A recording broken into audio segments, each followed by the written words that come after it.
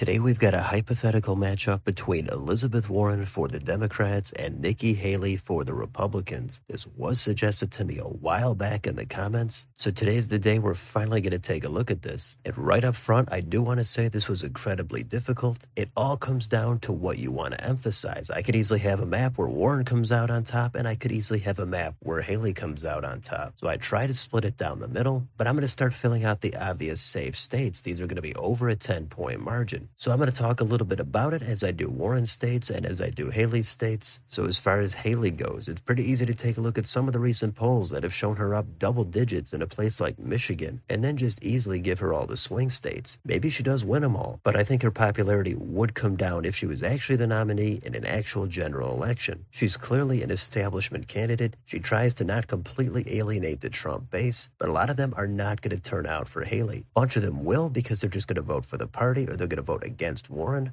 but Haley just does not ignite people like Trump does. Now on the flip side, there's going to be other voters that used to be Republicans or independents or suburban voters that are going to come out in support of Haley because they think she is more acceptable than Donald Trump. Now as for Elizabeth Warren, I find it incredibly difficult to gauge what kind of support Warren would get at this point in a national presidential campaign. I think her strength is going to be more about economics, going after big business, banking regulations, healthcare, labor, and tackling income inequality. Plus, she would probably hit Haley on her donations from defense contractors. Those are some things I think Warren is going to have success with. Now, on the other side, on the cultural and social front, abortion, I think, is going to be a topic that's going to help Warren. I don't think there's any way around it. But other than that, it's tough to say. If Warren starts going in a social justice, identity politics direction, I don't think that's going to help her in the slightest. She does want to get progressive voters, but on those issues, I think her best path is going to be to stick to class and not talk about identity groups. Haley could have some of the same issue, but I think to a lesser extent than Warren if she starts talking about her own identity. But either way, there's going to be some issues that are going to favor either side. Warren is going to try to get the progressive vote. I think she would get a lot of it. There could be some former Bernie voters that don't want to go for Warren this time. So there's nothing too shocking here about the map so far. In Alaska, I do think Haley is going to keep that over 10. And if we plug in the likely states, these are between a 5 and a 10-point margin. We can go west to east. In Colorado, I think that could get down to just under 10 points. Maybe it doesn't, but I'm going to say it's about 9.5 for Warren. New Mexico, same thing, but a few more points closer to Nikki Haley, so mid-single digits for Warren. Minnesota, I think, would stay just over 5 for Warren. And the likely states for Haley, I think Texas would still stay over 5 points. Also, Iowa and Ohio, those are difficult. I think they would narrow up a little bit, especially Ohio. I think the state is just too red for Warren to make it actually competitive, but I could see it getting closer to 5, but Haley is still going to get it by a likely margin. Now, the rest of the states are the toss-ups. Let's go East Coast to West. We'll start all the way in Maine's 2nd Congressional District. This is a district that I think Haley is going to do worse than Trump in, but similar to Ohio, I think it's just too red for Warren to be able to pick up. Haley is going to get it by a lean margin. The state at large will go likely for Warren. Next door in New Hampshire, this is a tough call like a lot of these states. If Warren goes too hard on heavy taxes, that could flip the state to Haley, but I try to even it all out, and I have the state going to Warren by a tilt margin. Now, how about Pennsylvania? Here's another state that you can make a case for either way, so I don't want to dwell on it for too long. Eventually, I settle on a tilt for Warren. Now, let's go to Virginia. I think this depends on how cozy Warren is going to be with the establishment for Northern Virginia. Either way, Haley is probably going to be more establishment-friendly than Warren here, so I think the state would get a little closer, probably about 4.5 points, so it's going to go leans for Warren. If we look at the Sunbelt states, North Carolina, Georgia, and Florida, those I all have going leans for Haley. The Atlanta suburbs are going to come back a little bit with Haley on the ballot, and in some of these southern states, I think Elizabeth Warren's appeal is going to drop a little bit with black voters. Haley is from South Carolina. That's going to help her maybe a little bit in some of these surrounding states. Now, down in Florida, I think she's going to win the state. It's trended a little bit too far to the right, but I do think it would be narrower than if someone like Trump or DeSantis were on the ballot. Now, let's take a look at Michigan. Here's one where the populist economics, unions, and workers' issues should help Elizabeth Warren get over the top. Again, that's assuming she doesn't go off the deep end on some social issues. I know some of the polls have shown Haley beating Biden here over 10 points. In this, I think Warren's going to be able to pick it up by about 1 to 2 points, so she's going to get it by a lean margin. Next door to Wisconsin, this is another one that I had going to Haley, then back to Warren, then back to Haley. So it's pretty much a coin flip. Once you try to balance all the different turnouts with all the different demographics and all the trends in the various counties, I eventually made a decision of giving it to Warren by a tilt margin. Next, we've got Nebraska's 2nd Congressional District. Here, fair, I think Haley is going to do better than someone like Donald Trump. The district did get a little bit redder after redistricting, even though it's trending toward the Democrats. So it's another extremely close one, but I did give it to Haley by a tilt margin. Next, in the Southwest, we've got Arizona. Here's a state where in this particular matchup, I would expect it to be similar to a place like Georgia, where an establishment Republican would do a little bit better than a Trump-style Republican. And maybe Warren does win it. I'm definitely not counting her out here. But I'm going to say this recently purple state ends up staying red this time by a couple of points, so Haley's going to get it by a lean margin. And the last state we have is Nevada. Again, trying to consider all the different factors, it's a tough call, but eventually I just went with a tilt for Haley. So that means the final map comes out to a 269 tie. And I suppose that's fitting given how difficult the map was for me to fill out. They both have different strengths and weaknesses and plenty of unknowns, plus the running mate or the national environment could easily tilt this one way or the other. So I try to balance everything out. You don't have to like Haley or Warren if you have them winning the map. It all depends on what you want to focus on, but it does come down to the usual same handful of states. There's so much out there that there's probably not going to be too many bad maps unless you have it going extremely one way or the other. With polarization, I think it would be fair to say it would be close, but again, if you factor in a national environment where voters are unhappy with the economy, then Nikki Haley would probably win. And yes, there's a lot of different issues out there. If issues like crime or immigration are dominant at the time of the election, that's also something that's going to put Haley over the top. It's easy to focus on one or two things you like or don't like about a particular candidate and then base the map off that. So I didn't want to just say Haley would bridge all the gaps and be so dominant across this map, and I didn't want to say Haley is so establishment she would lose all the Trump vote and Warren would win by a landslide. It's complicated, but the goal is to fill out a map and spark some conversation, and this is what I came up with. So let me know in the comments, what do you think about this matchup? Would Haley easily actually win over independents and suburban voters in place of some of the Trump base she would lose? Or is Warren a breath of fresh air that would speak to a lot of voters' economic concerns and she would easily win this election? Let me know down below on your way out. Don't forget to like, share, and subscribe. Join if you'd like to support the channel. Thanks for watching, and I'll see you next time.